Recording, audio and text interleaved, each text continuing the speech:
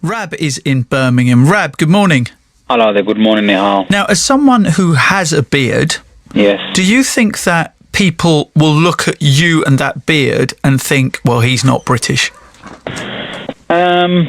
No, because I come across quite outspoken and I tend to mix. No, really? You, Rab? I tend to mix with people quite well, in the sense that it doesn't matter. I don't look at the person's colour, the person's gender, the person's age even. I can communicate with nearly everybody that I've ever come across with.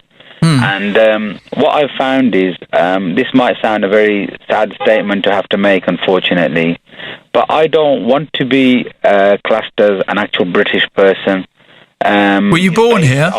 Based on the way what they believe it is to be actually British, because the things that this government is doing, I want to distance myself from them, if that's what they call being actually British, going around to other countries and actually raping other countries, and then saying that we're actually British. I don't believe that's actually British values at all. British values are... But you can separate the government from the people, can't you? I mean, 1 million people voted against... So, 1 million people marched against the Iraq war, didn't they? Yeah, but, it's the government that dictates to us. This is what I'm saying, by what the government is saying is supposed to be British, not what the people say. What the people say, the majority of people in this country are very good people. And, living here for them... Do you feel British at all, Rab? Would you describe yourself ever as being British? I used to. So now what do you describe yourself as? I just consider myself as I don't consider myself as anything. I just consider myself here as a what's it called, decent human being that doesn't have any particular values other than actually good values. And I don't think it should be labelled. I think it should be taught that we shouldn't, when they say British values, you see, it shouldn't be actually British values.